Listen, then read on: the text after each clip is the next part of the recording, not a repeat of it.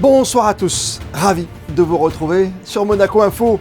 Toute l'actualité de ce jeudi 3 février. Invités, reportages, rencontres, infos pratiques tout près de chez vous et votre météo à venir. Nous prendrons dès le début de ce journal la direction de Pékin à 24 heures de l'ouverture des Jeux Olympiques d'hiver. Portrait ce soir de notre porte-drapeau, le skieur Arnaud Alessandria. Et puis sport toujours, et la très belle dynamique du moment de l'AS Monaco Football, le défenseur Axel Disasi sera notre invité dans un instant. Nous évoquerons également la crise sanitaire. Nous nous arrêterons ce soir sur la qualité de vie face à l'épreuve du Covid avec le philosophe Pierre Dulot. Et nous terminerons ce soir par la très belle histoire en cours, celle d'un cabinet d'architecture d'intérieur qui petit à petit se fait une place parmi les plus grands dans son domaine d'excellence. Et sans plus tarder, direction Pékin, comme je vous le disais, les Jeux Olympiques, J-1 avant la cérémonie d'ouverture. Le porte-drapeau de la délégation monégasque sera le skieur Arnaud Alessandria. Frédéric Elion et Lionel Bernardi l'ont rencontré lors de l'un de ses entraînements très physiques en principauté avant son grand départ pour la Chine. Arnaud Alessandria est presque né avec des skis au bout de ses pieds. Comme beaucoup d'athlètes de haut niveau, le Monégasque a débuté très tôt dans sa discipline de prédilection. Alors, j'ai commencé le ski à l'âge de 2 ans. Mes parents qui m'ont mis sur les planches tout jeune. Mon père était moniteur de ski, du coup c'était assez naturel de me mettre sur la neige. Et derrière j'ai fait longtemps du ski mais en loisir, juste seulement pour le plaisir. Et un jour j'ai fait une épreuve, une flèche, une épreuve de l'ESF. Et en fait je suis arrivé en bas et je suis allé voir mon père, je dis c'est ça que je veux faire. Et depuis, j'ai jamais arrêté. Et même s'il attaque un peu tard la compétition par rapport aux autres jeunes qui habitent en station, les bons résultats arrivent vite et Arnaud gravit les échelons à grande vitesse jusqu'à une première participation aux Jeux Olympiques en 2014 où il termine 39e de la descente. C'était une super expérience. J'étais encore très jeune, donc je me suis fait un peu prendre par l'événement. J'étais un peu spectateur, on va dire.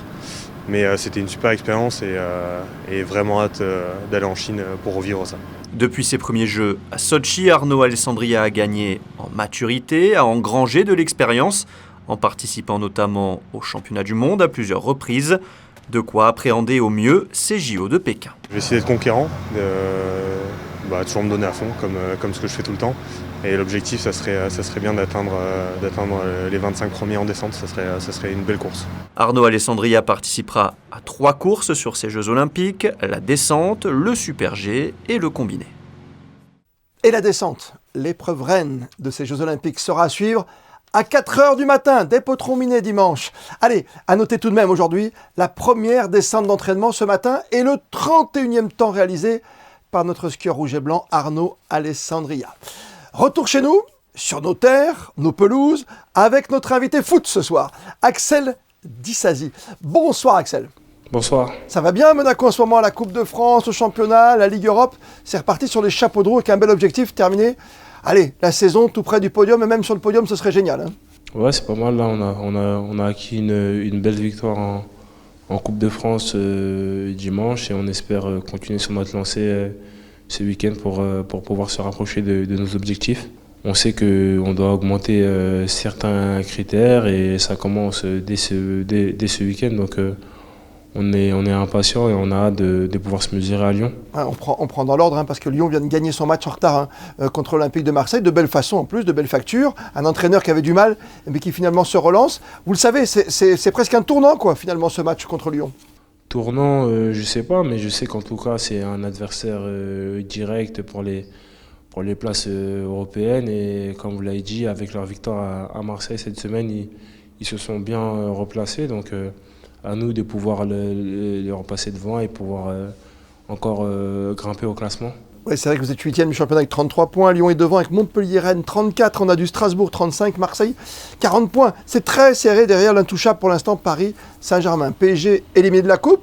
Ça vous enlève un adversaire de taille qui vous avez battu en Coupe de France l'an dernier en finale. Ça veut dire que le chemin vers le Stade de France passe par encore 2 rendez-vous. Et le prochain, c'est la semaine prochaine contre Amiens. Et là, il y a forcément un coup à jouer. Ouais, forcément, nous on a envie de retourner au Stade de France et voilà, on sait que voilà, ça va pas être facile. Et voilà, il y a Amiens sur notre route mardi et on va tout faire pour passer. Mais avant ça, il y a un match important d'abord en championnat. Oui, match après match, c'est vrai, championnat, la Coupe mardi prochain et fin du mois, début du mois prochain, même mois de mars, le retour de la Ligue Europa. Ça aussi, c'est un bel objectif pour un club français. Hein.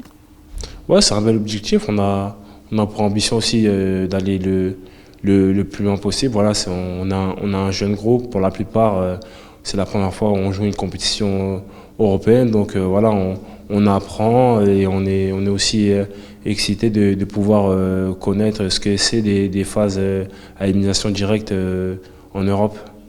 Et puis en plus, Monaco retrouve un style de jeu très spectaculaire. Nouvel entraîneur, d'ailleurs une adaptation qui s'est faite assez rapidement. Quand on perd Niko Kovac et qu'on retrouve Philippe Clément, on voit que sur le match de Montpellier, sur le match de Coupe face à Lens, il y a un petit aspect spectaculaire en plus, non ?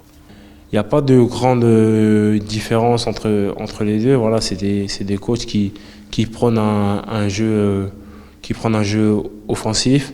Peut-être la seule différence, en tout cas pour moi qui est défenseur, c'est les ressorties de balles où avec Niko Kovac, on avait l'habitude de ressortir à 3 derrière et là on est plus à 4 derrière. Donc, au niveau ambiance, ça a l'air de bien se passer en ce moment en tout cas. On sent qu'il y a un petit quelque chose qui fait qu'on peut croire à un Monaco très ambitieux pour la fin de championnat. Vous nous le confirmez aujourd'hui en tout cas sur Monaco Info. Cette bonne entente, on essaie de la transférer sur le terrain aussi. Donc voilà, on est conscient qu'on peut aller chercher des choses sur cette seconde partie de saison. Donc à nous de mettre tous les critères assez hauts pour pouvoir les atteindre. On va se régaler, Axel. Déjà, vendredi, effectivement, ce match contre Lyon en championnat. Ensuite, il y aura encore un match à la maison de championnat, mais entre deux, il va y avoir la Coupe de France et Amiens. Pourquoi pas une place en demi-finale. Et puis ensuite, on réfléchira à ce qu'on peut faire sur la scène européenne, la Ligue Europa pour terminer la saison. Et pourquoi pas se retrouver en Ligue des Champions. C'est tout ce qu'on vous souhaite, évidemment, pour la saison prochaine. Merci mille fois d'avoir pris du temps pour Monaco Info. Merci à vous. Bonne soirée. Et restons dans le domaine du sport. On rejoint tout de suite Frédéric Elion pour faire le point sur l'actualité du jour. Bonsoir à vous Frédéric. On commence par cette information pour les passionnés de voile. Bonsoir Christophe. Le 3e acte des Monaco Sportsboat Winter Series débute aujourd'hui en principauté. Les J70 seront à l'honneur avec une quarantaine de formations internationales attendues sur le plan de monégasque. À mi-saison, l'équipage du Yacht Club de Monaco, mené par Ludovico Facitelli, est en tête du classement général. Et cette réunion à présent, présidée ce matin par le ministre d'État, Pierre Dartout. La première réunion du comité de coordination et de suivi de la stratégie nationale de lutte contre le blanchiment de capitaux, le financement du terrorisme, la prolifération des armes de destruction massive et la corruption. Lors de cette séance plénière, le ministre des Finances et de l'Économie, Jean Castellini, a présenté la stratégie nationale. Elle repose sur des principes directeurs tels que la prévention, la dissuasion, la coordination nationale et la coopération internationale. Pour assurer sa mise en œuvre effective, le comité est composé de 2 collèges. Cette thématique sera également développée samedi dans votre émission Grand Format sur Monaco Info. Sébastien Borgna vous présentera la place financière monégasque, ses atouts, ses ambitions. Pour évoquer cela, plusieurs invités en plateau, notamment Étienne Franzy, le président de l'Association monégasque des activités financières. Une émission à découvrir samedi soir à 21h sur notre chaîne. On termine, Frédéric, par cet appel à participation au 6e Forum des artistes de Monaco. La direction des affaires culturelles organisera les 2 et 3 juillet une exposition d'artistes plasticiens monégasques ou résidant depuis plus de 5 ans en principauté à l'espace Léo Ferré. Une manifestation accessible au public de 11h à 19h. Les artistes qui souhaitent y participer devront retourner par mail ou courrier leur dossier de candidature avant le 1er mars. Et dans votre journal, on va s'arrêter ce soir un instant sur la crise sanitaire et sa gestion philosophique en matière de qualité de vie. Et avec nous ce soir, le conférencier Pierre Dulot. Bonsoir Pierre Dulot. Eh bien, bonsoir à vous et merci à vous de m'accueillir et de me donner l'occasion de prendre la parole. Vous êtes à Monaco à l'occasion de rencontres philosophiques au diocèse de Monaco, à l'Agora. Absolument. Question Absolument. très intéressante, puisqu'on va parler de qualité de vie à l'épreuve du Covid. On sait que c'est compliqué depuis le premier confinement, depuis mars 2020, ça fera bientôt 2 ans. Beaucoup de choses ont changé, notamment le port du masque, rendu obligatoire un peu partout, comme à Monaco encore aujourd'hui. Et votre dernier ouvrage d'ailleurs s'appelle « Faire face », ça tombe bien. C'est un ouvrage qui porte sur les contraintes sanitaires et qui essaye d'envisager leur sens philosophique, en fait. Puisque tout le monde a bien compris que la crise du Covid n'était pas un accident de l'histoire du monde, mais c'est un authentique événement. Et donc, de ce point de vue-là, cet événement nous requiert de notre part un authentique effort de pensée. Et particulièrement, oui, ce qui a retenu notre attention avec Martin Stephens, c'est un ouvrage coécrit avec Martin Stephens, c'est la question du port du masque sanitaire obligatoire. Parce que nous pensons que ça modifie en fait en profondeur l'existence sociale, politique, morale des individus, et donc qu'il valait la peine de faire un effort spéculatif pour essayer de comprendre ce qui était en train de se jouer. Avec évidemment une grande différence entre le masque qu'on utilise quand on apprend le théâtre, par exemple, hein, le masque théâtral avec le masque sanitaire, ce bout de tissu. Hein. Pour comprendre le problème du masque, il faut d'abord comprendre ce que c'est qu'un visage humain, en fait, et c'est toute une partie du livre concerne cette question. Le paradoxe du visage de l'homme, c'est qu'il est à la fois ce que nous avons de plus propre, c'est-à-dire que mon visage, c'est ce qui m'exprime dans ma singularité tout à fait personnelle, et c'est en même temps ce qui ne m'appartient pas, puisque au moment où je vous parle, mon visage, je ne le vois pas, il est à vous, en quelque sorte. Et donc c'est ça le beau paradoxe du visage humain, c'est qu'il est à la fois ce que nous avons de plus propre, et en même temps ce que nous ne possédons jamais, donc ce qui nous signale comme être de relation. Et de ce point de vue, le port du masque obligatoire a quelque chose d'inquiétant, hein, il faut le dire aussi, puisqu'il il efface notre singularité, hein, il nous invisibilise, et surtout, il risque de nous nier comme être de relation. La question existentielle, elle est toute simple. Est-ce qu'on va revenir un jour au monde d'avant ? Il n'y aura pas de retour à la vie d'avant, bien sûr que non. Les dispositifs techniciens d'ailleurs qui ont été mis en œuvre pour, sectoriser la vie, la tracer, la contrôler, en vérifier le caractère en permanence immunisé, ces dispositifs ne disparaîtront pas comme par magie, quand bien même l'épidémie s'arrêterait dès demain, miraculeusement. Qu'est-ce qui est le plus prégnant aujourd'hui ? Qu'est-ce qui manque le plus à l'être humain que nous sommes dans la liberté ? C'est le visage humain, c'est la disparition des visages de l'espace public, le visage des enfants qui depuis 1 an et demi, en tout cas en France, sont masqués continuellement. Nous sommes des êtres de relation la quête de l'immunité permanente risque de nous nier dans notre caractère relationnel. Donc moi personnellement, ce qui me manque, ce sont les visages, la joie de la rencontre des visages. Ça, c'est ce que je trouve le plus difficile moralement à soutenir. En plus, il y a une nouvelle façon de vivre, il y a eu le travail à distance, il y a plein de choses différentes aujourd'hui. Il est certain que la virtualisation de nos rapports depuis des décennies, via Internet, via les réseaux sociaux, via la multiplication des tablettes, des ordinateurs, nous a préparés à l'expérience du confinement et à cette nouvelle manière de nous rapporter les uns aux autres à l'heure du Covid.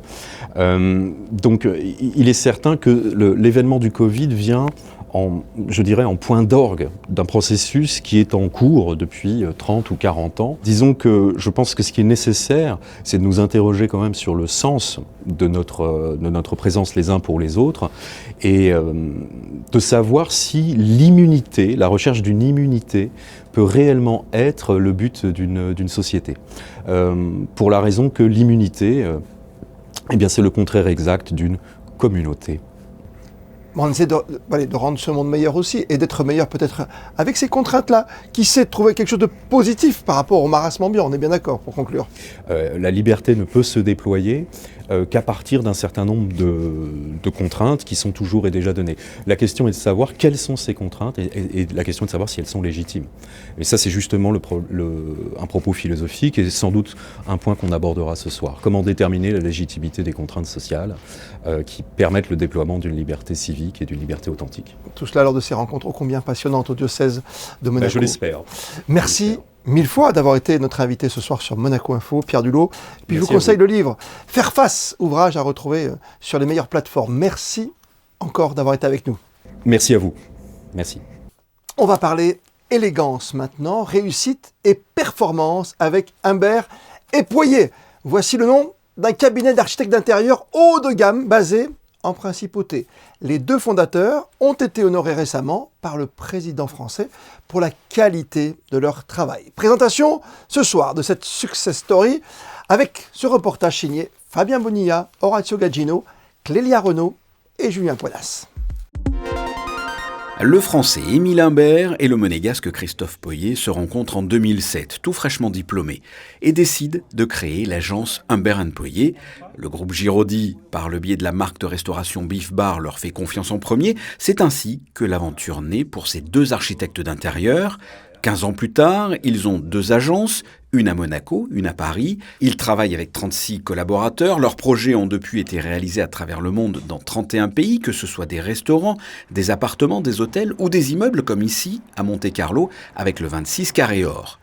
Humbert & Poyer est un cabinet d'architectes d'intérieur spécialisé dans les projets de luxe et haut de gamme. Moi, j'aime à dire, et on aime à dire que chez Humbert & Poyer, on ne se refuse rien, qu'on a un style qui revisite les codes classiques du luxe et qui les réinterprète de manière contemporaine, un style un peu joyeux, qui représente la joie de vivre, et aussi qui, je pense, représente un certain lifestyle contemporain Riviera aujourd'hui. Et dans le cadre de leur travail d'excellence, Émile Humbert et Christophe Poyer viennent d'être reçus au Palais de l'Élysée par Emmanuel Macron parmi 100 projets qui font rayonner la création française à l'international. C'est un prix qui était décerné par le ministère de la Culture et par Emmanuel Macron sous le patronage de Philippe Starck. Donc on était assez honorés d'être dans cette sélection. Et en fait, c'est un prix qui récompense ce qu'on appelle le French Design, donc le style français, à l'international. Donc on a été récompensé pour une boutique qui s'appelle Aquazzura, qui est une boutique de chaussures qu'on a réalisée à New York. C'est un grand bonheur pour nous parce que c'est 15 ans de travail, 15 ans de beaucoup de projets et de travail, donc c'est une belle récompense. Humbert & Poyer n'a pas l'intention de s'arrêter là. Parmi les nombreux dossiers en cours, des restaurants et des hôtels, toujours à travers le monde, de l'Autriche à la Chine, en passant par Saint-Moritz en Suisse. Et dans les projets à plus long terme, Humbert & Poyer souhaiterait se lancer dans l'architecture d'intérieur dans le domaine du yachting. La météo de ces prochaines heures. Avec vous, Frédéric Ellion.